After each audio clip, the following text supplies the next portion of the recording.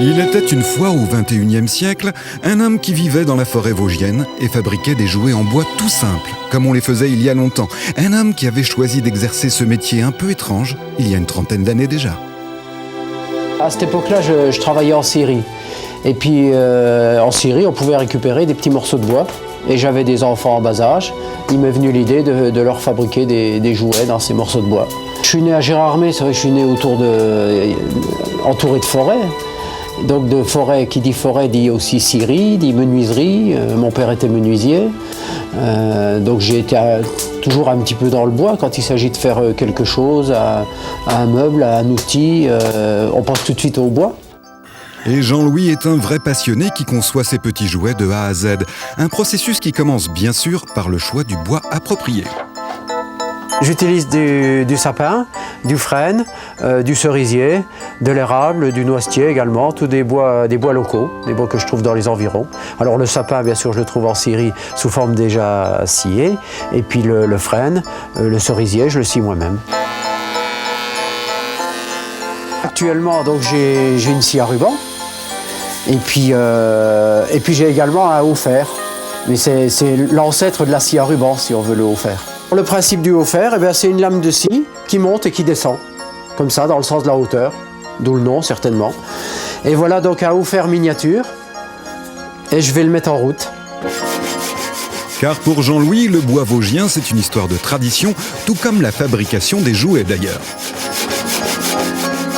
Quand les planches sont prêtes, bien sûr sèches, rabotées, à ce moment-là, il faut tracer la forme à découper dessus.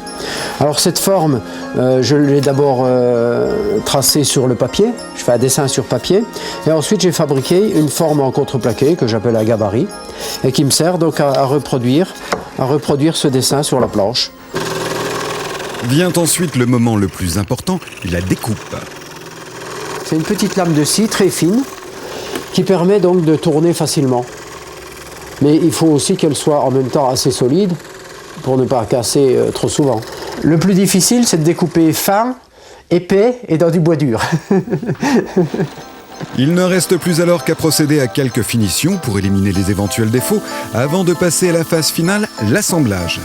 Jean-Louis ne peint en principe pas ses créations car c'est le bois qu'il cherche surtout à mettre en valeur.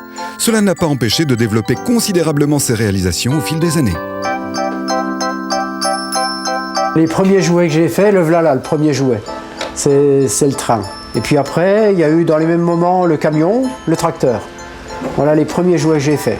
Et c'était dans les années entre 75 et 80, ça. Et il n'a ensuite pas manqué d'imagination. Enfin, comme Gepetto, son illustre prédécesseur, Jean-Louis est également musicien à ses heures et il est prêt déjà à fêter Noël dans sa maison perdue en pleine nature. Dehors, c'est le vent, c'est la pluie, on l'entend, c'est un petit peu, entre guillemets, la désolation, on a l'impression que tout se casse la figure. Et puis c'est un petit Noël, c'est le petit cocon, là où on est près du feu de bois, où on a des bonnes choses à manger, où on s'amuse, où on se réjouit, voilà.